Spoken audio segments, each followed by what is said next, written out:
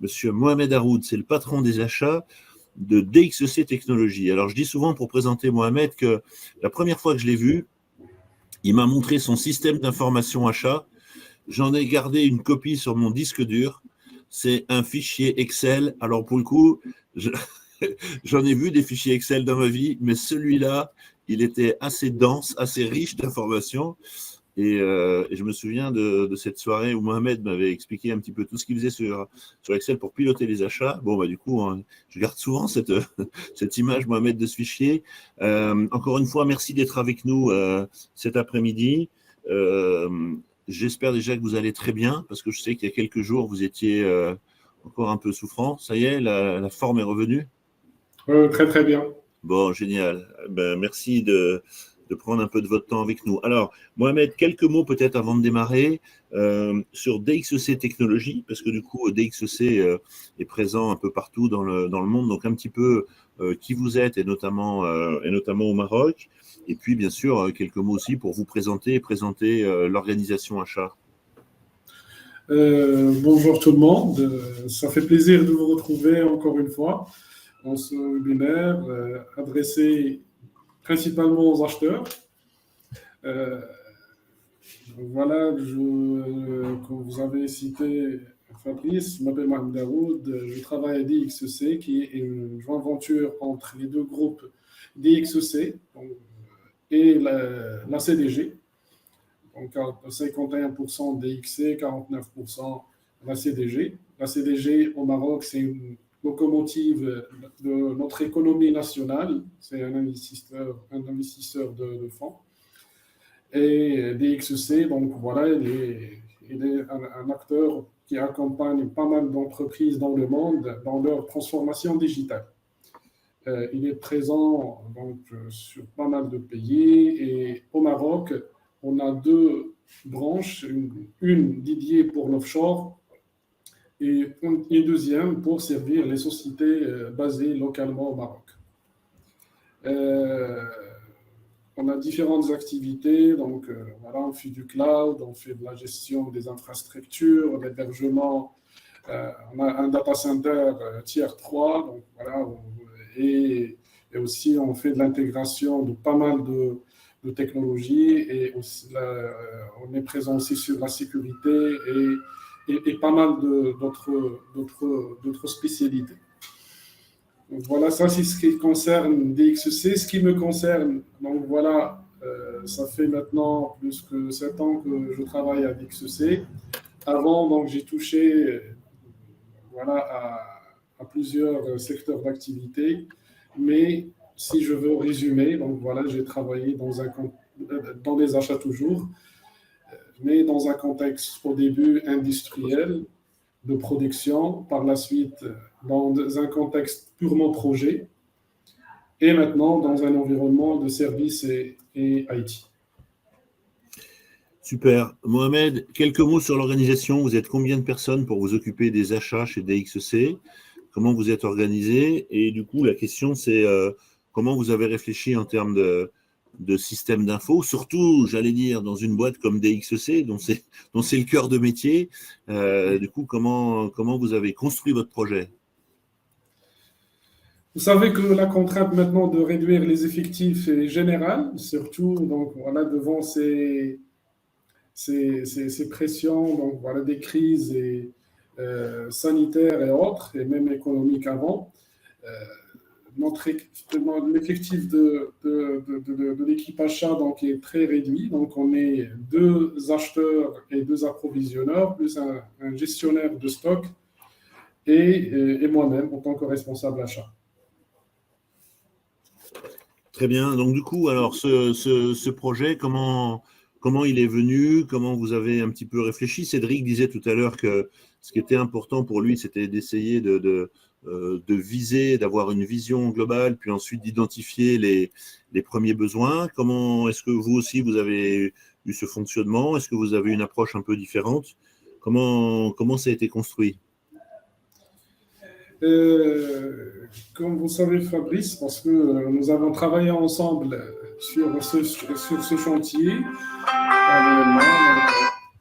C'est ça de s'occuper des appros, vous voyez? Exactement. Désolé, donc voilà, je vais. Donc voilà, comme ça, il ne va plus me déranger.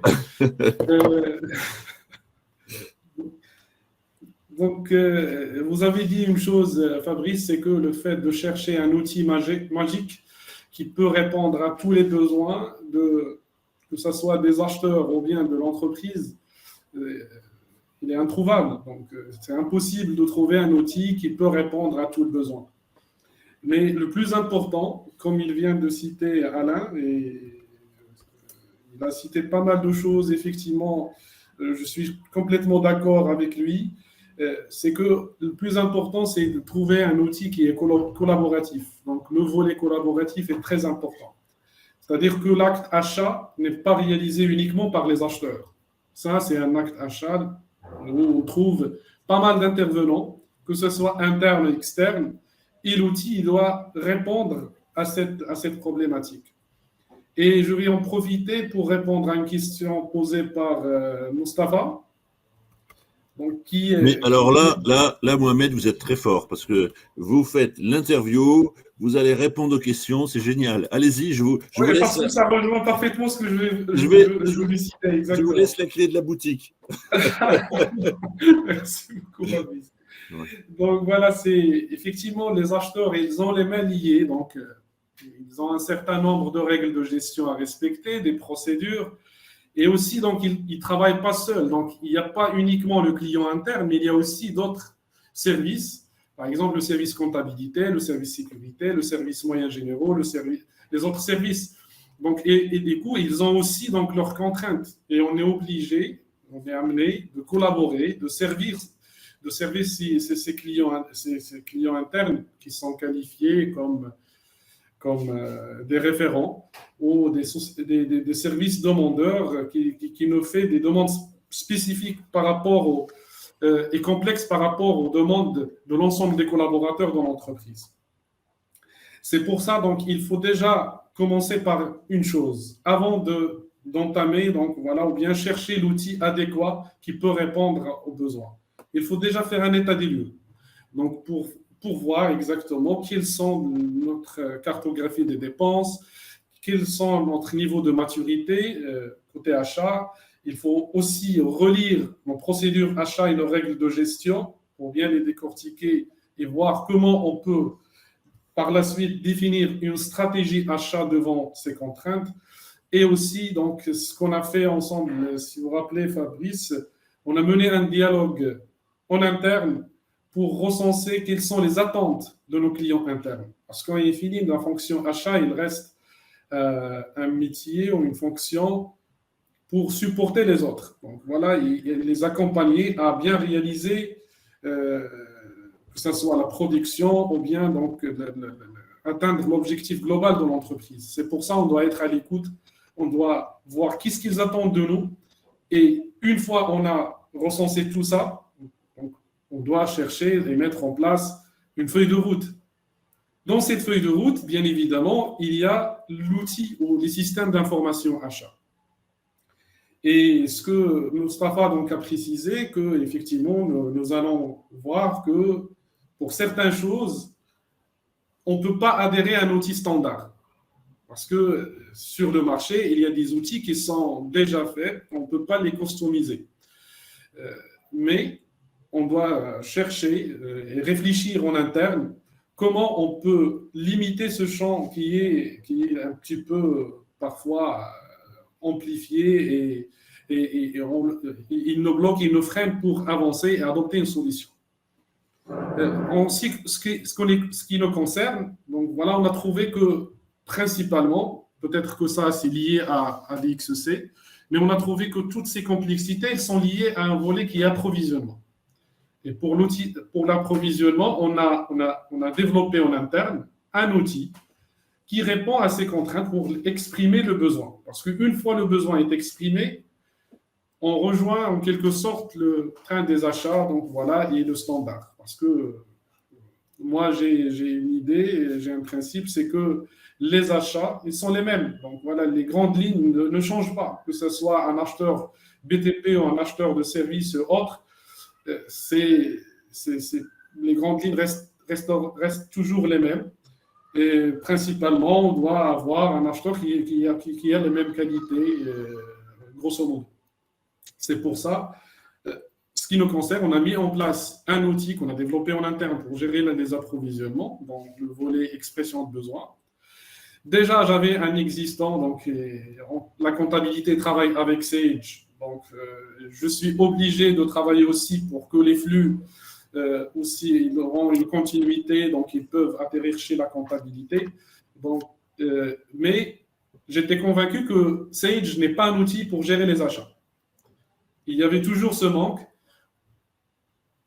auprès des acheteurs qui demandent que voilà, on n'a pas un outil métier achat et un outil qui est ouvert sur les autres pour partager, communiquer, voir l'état d'avancement de traitement des dossiers achats. On a cherché sur le marché et d'ailleurs, donc, on a opté pour la solution Ocabio. D'ailleurs, il y a pas mal de solutions qui sont offertes dans cette solution. C'est vrai qu'il faut faire un effort déjà pour accepter d'adhérer donc voilà, au standard, mais je pense que c'est très important d'éviter un petit peu et de réduire le niveau d'exigence et démarrer déjà par un standard et vous allez trouver que effectivement ça peut répondre pleinement aux besoins. Surtout, ce qu'il faut éviter à mon avis, c'est opter pour un standard d'un ERP général. Un ERP général, à mon avis, ce qui concerne les achats, ça ne peut jamais répondre aux attentes des acheteurs. Je prends par exemple, d'un besoin qui est exprimé sur un ERP. Généralement, il n'y a pas la possibilité d'entrer en contact avec les acheteurs pour voir quels sont l'état d'avancement, pour suivre le planning de réalisation ou les délais de réalisation de leurs besoins. Il y a juste des indicateurs à la fin qui affichent qu'on est soit dans le rouge ou bien dans le vert. C'est pour ça un outil de ce genre, il peut offrir cette possibilité de communiquer avec les clients internes, les rassurer et aussi les informer qu'on est en train d'avancer sur leurs besoins, le traitement de leurs besoins. Mohamed, ça c'est un point important. Cédric en parlait tout à l'heure, puisque du coup, vous l'avez dit également, cet outil achat, comme on l'appelle, en vérité, il est pour les acheteurs, mais pas que. Et Alain le disait d'ailleurs en introduction, hein, il parlait de dimension collaborative. Du coup, ouais. Est-ce que la mise en place d'un outil, alors une fois encore, on parle de la solution que vous utilisez, mais on sait qu'il y a d'autres types de solutions qui peuvent aussi proposer des approches collaboratives. Est-ce que vous avez pu mesurer que la mise en place de cette solution digitale, ça a amélioré ou ça a peut-être renforcé la relation avec les clients internes? C'est clair. La question est posée à moi, bien Alain? Oui, c'est vous. C'est vous qui êtes sur la scène. Très bien. Très bien. La réponse est oui. Merci.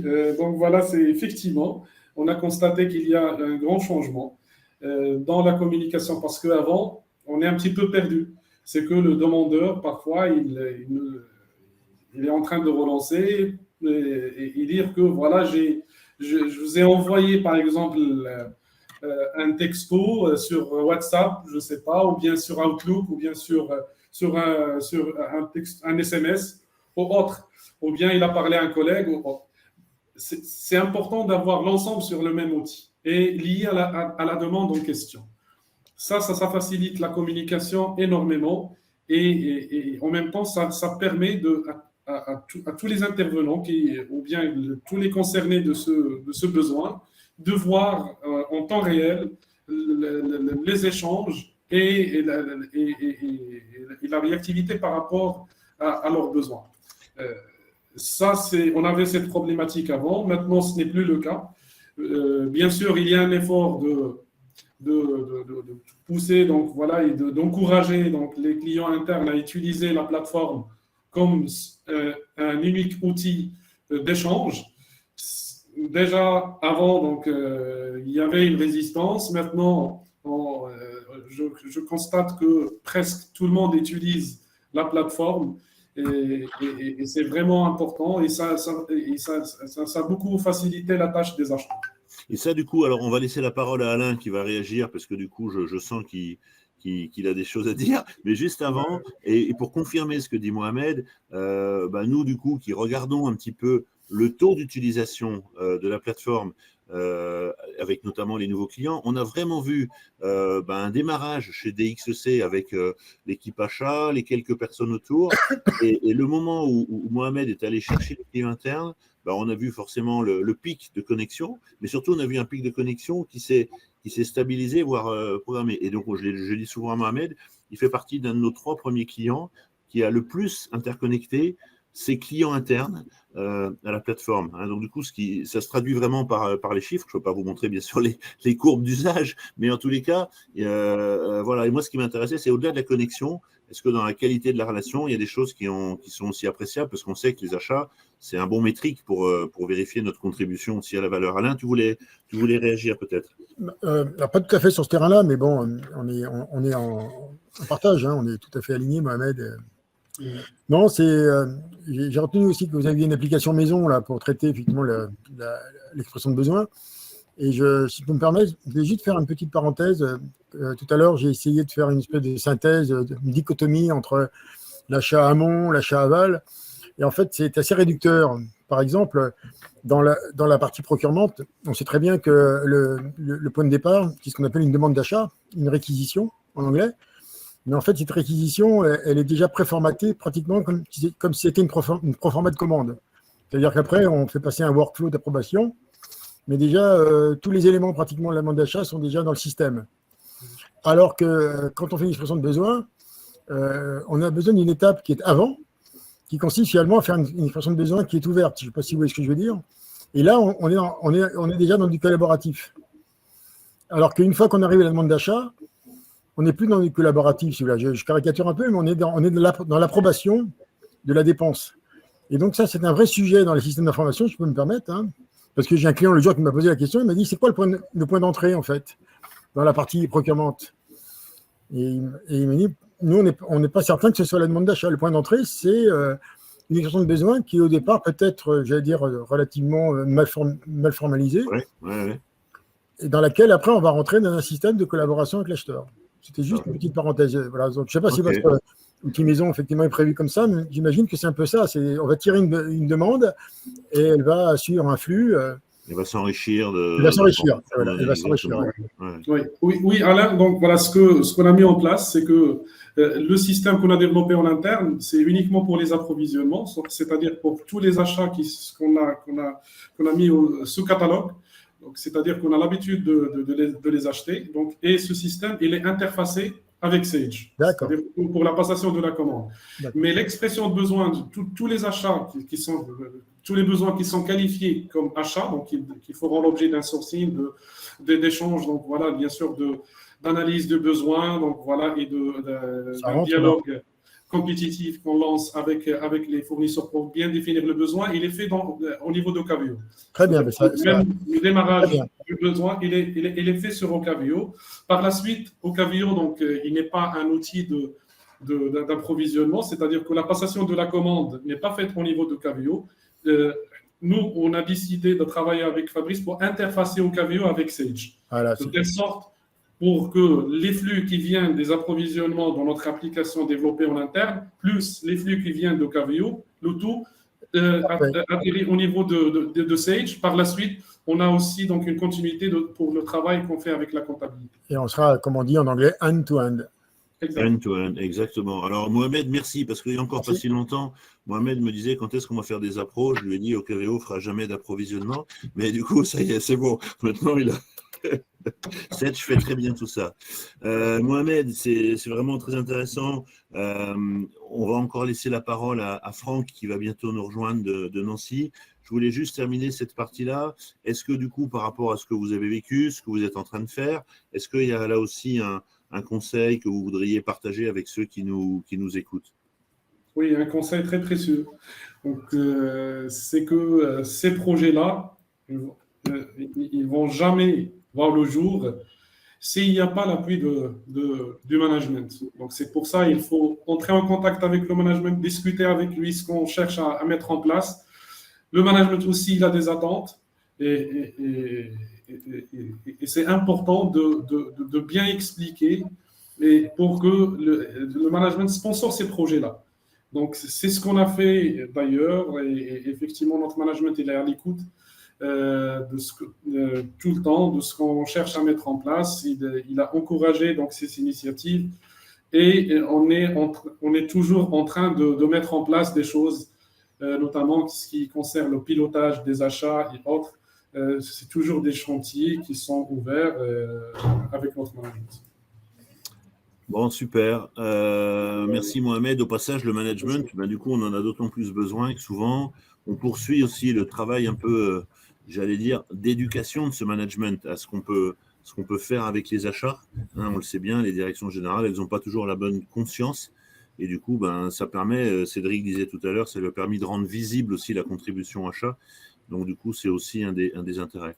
Un grand merci. On vous garde avec nous, mais du coup, hop, je vous renvoie chez les participants.